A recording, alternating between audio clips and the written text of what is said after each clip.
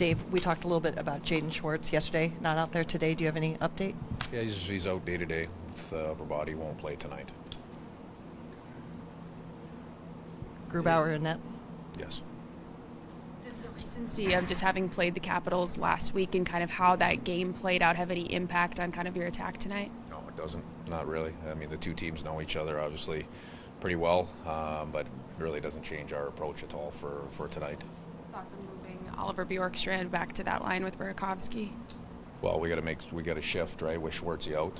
So they've had quite a bit of time together. We'll start that way tonight. We'll see how it looks, and if we need to make a shift in game, we'll do that.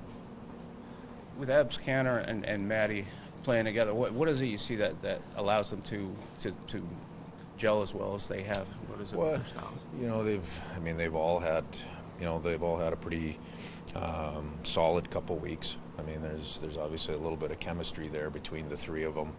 They all bring a little bit different element, but that group, when they can generate speed and pace, they're able to attack through the neutral zone. Probably the most important part of their game offensively, anyway, has been their play down below the tops of the circles in the offensive zone. And that's I'm not sure if that's what everybody would have expected.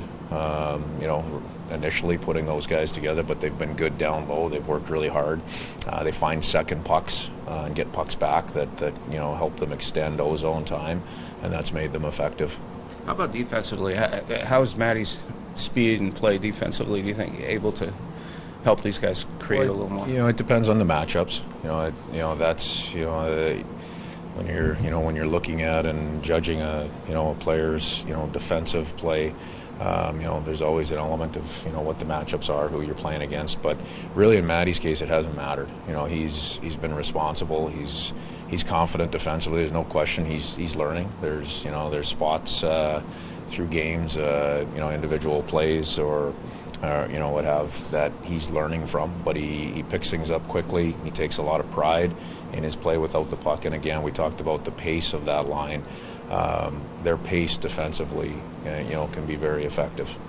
I want to ask you about Burakovsky's NHL roots in these parts. As you know, how has he fit in? Has he been as advertised? Surprised? What's allowed him to enjoy some success? He's been a great teammate to start with. That's the biggest thing. He's been effective on the ice. He's found some good chemistry with Wenny. Those guys, have been together and played a lot of hockey together. So he's been a good player. He's been effective offensively.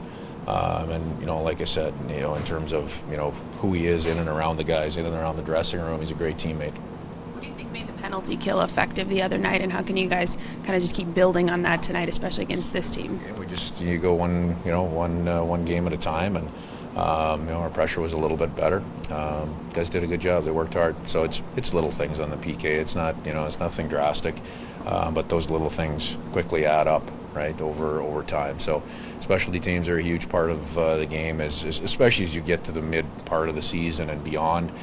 Both power play and penalty kill are going to be really important for our group in tight games. So we've got to continue progressing. That was a real positive night for them 2 nights ago. Now we have to we've got to continue pushing forward and find another positive night. Thanks, Dave. Thanks, Dave.